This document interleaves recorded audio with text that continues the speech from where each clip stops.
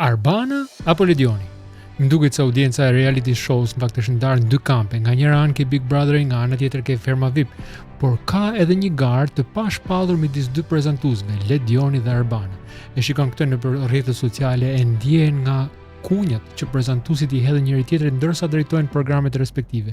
Është gallat në fakt sepse kjo është një njëjta luftë që e shet e kalamajt në klasin e parë, në klasin e dytë, në klasin e tretë, kështu me radhë, dhe e njëjta vazhdon ende sot edhe tek prezantuesit.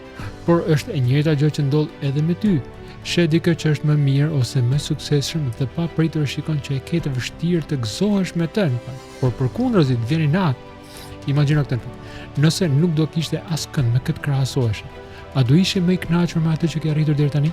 Te libri i proverbave thuhet se smira është si kalbëzimi për kockat.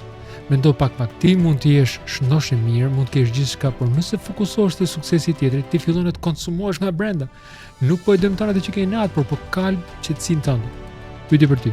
Pse mendon se suksesi i dikujt tjetër të bën të ndihesh sikur ti po humbe diçka?